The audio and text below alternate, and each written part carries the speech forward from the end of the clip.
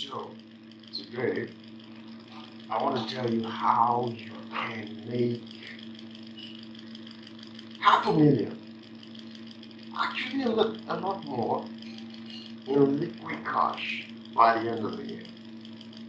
And the reason I said $500,000 is because if you had started in January, then I can assure you that by December you would literally be in almost $1 million, if not $1 million, liquid cash. The reason I said liquid cash also is because ordinarily I'm sure that maybe like 60% of the people watching this video right now have a car. They own the car. They're not renting, they're not on hire purchase, they literally own the car, and that is an asset for you. So by way of what you're worth, your car could be a part of what you're worth. The properties in your home could be a part of what you're worth. But I'm talking about liquid cash. Okay? You want to have up to $500,000 or a lot more than $500,000 sitting in your bank account that you can account for on any given day. This is how you get it. Alright? The name of this is savings. It's all about savings. Now, I've done my research over the past couple of years, I think 1 or 2 years now. I have come to understand that there's an average in terms of amount of money that a person doing an Uber or doing an e-hailing business can save per week or per month. According to my calculation, if you're doing this, first of all, these are the prerequisites: that you own your car, you're not working for somebody, and I think that's the only prerequisite actually, because if you're working for somebody or you are still on hire purchase, then it's going to be a little bit tight, to kind of save on the amount that I'm about to mention. But let's say you actually own your vehicle.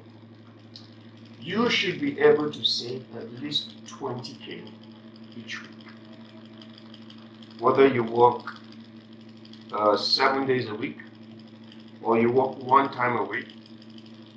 And by the way, I feel like by way of my own analysis, I think I'm perhaps one of the people that work the least number of times in the week. Okay?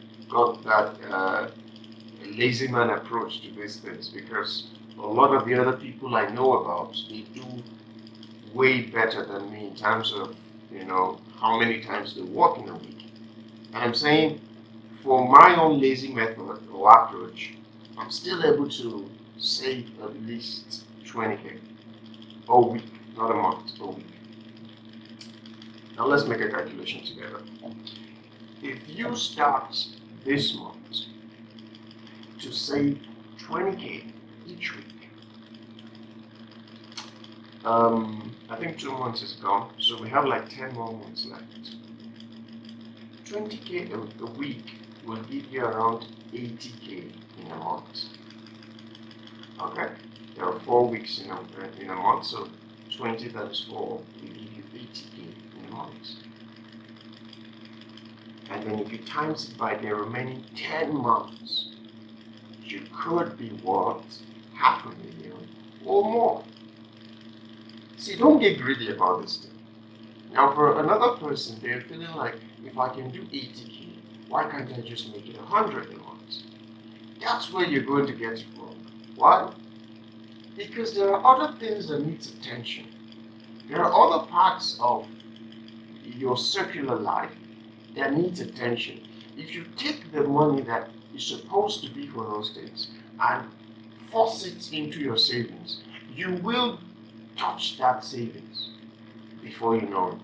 Everything will just scatter again. So you must have a system. I always talked about this, and that you must stick to it. There's no cutting corners, right? So let's say you can't do 20. Let's say you are actually renting the car, so you have to deliver money every week.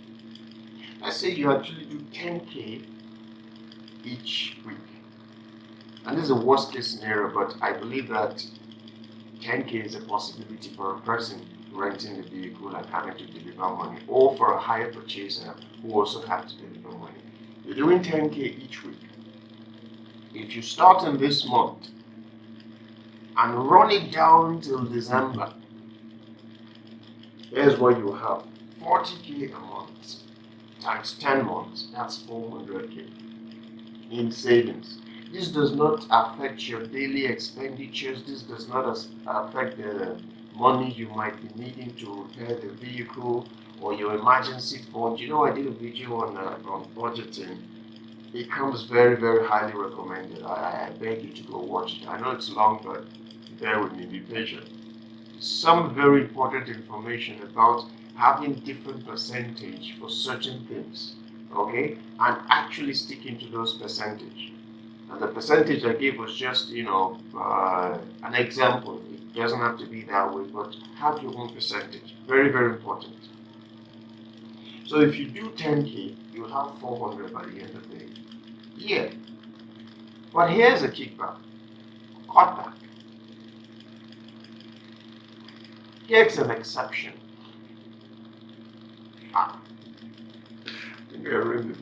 Here's an exception. There will be months where you will not be able to meet up. Over the weekend, I'm going to tell you how February went for me, how much I was able to earn and all that. There was 1 week in February where I was not able to work as I wanted to. And it's not because I didn't want to work, it was because my kickstart spoiled. The brush ran out, like there was no pre-warning or anything. I just wanted to kick the can. It's like it wouldn't even kick. Nothing. The battery was fine, everything was fine. The brush just, went cold on me.